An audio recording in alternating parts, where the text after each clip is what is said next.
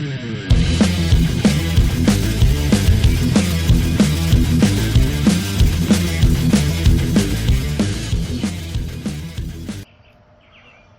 of the challenges with segmented wood turning is to get all of your rings lined up and centered to where when you put it on the lathe you have a balanced piece. I'm going to show you my tips on how to do that. Here I have a piece of MDF with a V groove cut in the center of it, and then two lines angling out to each edge. Now they have to both be even, and then I just put my pencil in that V groove, get me a straight edge, and mark the center of the segments. This seems to be the easiest way that I can find to get the center of the segments.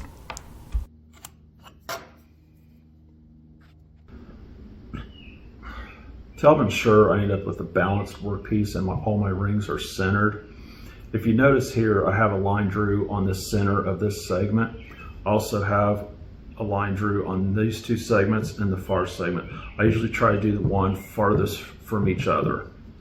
That way when I place the ring on here, I'll place that line on the seam of this ring below it. That will help me align it.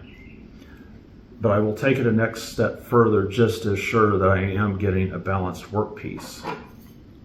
I will actually measure using a speed square and a ruler.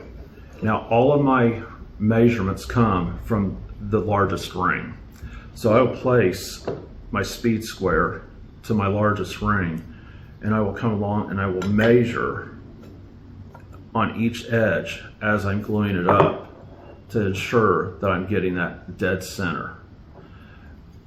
And also by placing these lines, it helps you create this staggered brick pattern to where this seam will line up with this seam and you have like a flow.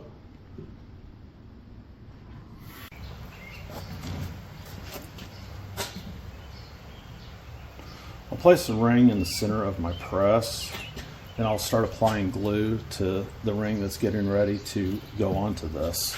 I like to use these little rubber rollers. They seem to work really well as far as spreading the glue evenly.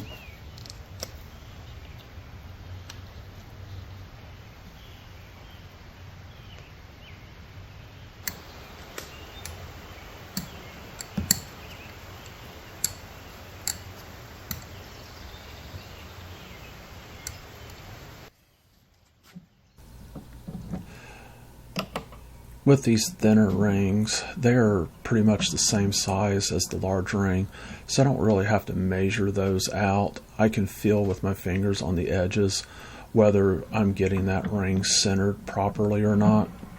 So it's not necessary for me to measure these out.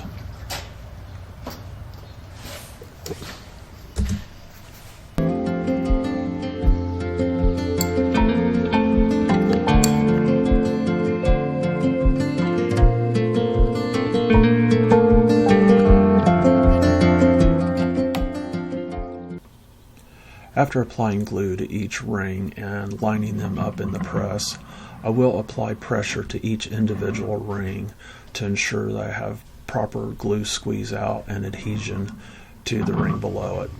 And it just helps me with alignment to do it one at a time, press it down, and make sure they're adhered and ready for the next ring.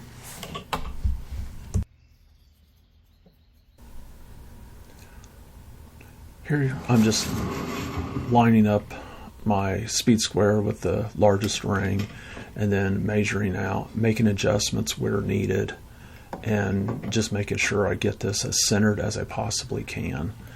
This method has worked for me pretty well over the years, and I get my rings where they're fairly balanced when I put them on the lathe.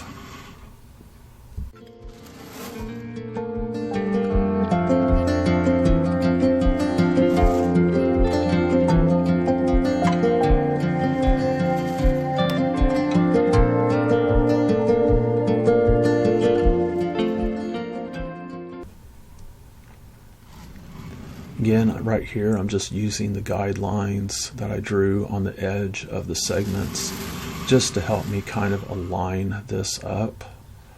That way, once I start measuring it out, it's pretty close to where I need it to be. And then I just apply pressure in the press and move on to the next ring.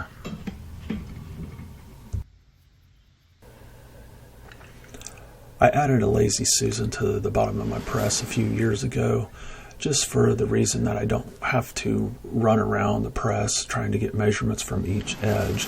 I can just spin the press around, get my measurement, make adjustments where needed, and then apply pressure. It took me a little while to get used to having that pressed where it would spin like that, especially when you're applying pressure, but it's well worth it in my opinion.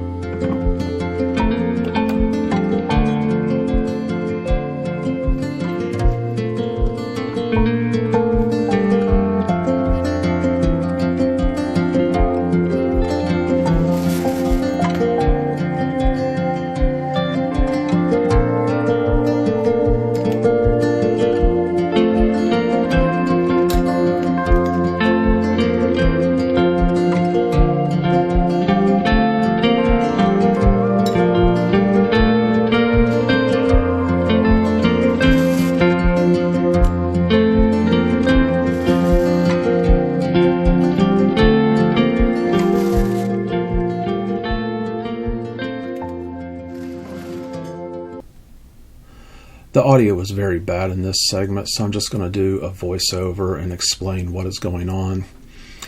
After I get the bowl glued up, I like to apply a great deal of pressure just to kind of get the glue squeeze out that I need. And then I will back that pressure off, just leaving it as a snug fit. Because with this press, if you apply a lot of pressure, you can cause those rings to dish down, and that will create a bad seam, and that's something you really do not want to see when you're turning your bowl.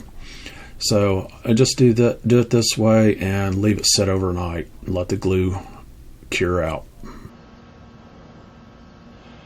Wanted to show you the amount of run out that I have with this bowl. Now, I glued this bowl up all at one time in my press. I did not have to occupy my lathe to glue these rings one at a time. And there is a little bit of run out, but it's well within my tolerance. You know, and what little run out there is, once it's turned, nobody's going to know the difference. So, but I don't think that's too bad. Hope you were able to get something out of this video. I've done my bowl blanks this way for a number of years, and I have very little run out on them when I mount them on the lathe. It works well for me. Hopefully you got something out of it. Thanks for watching.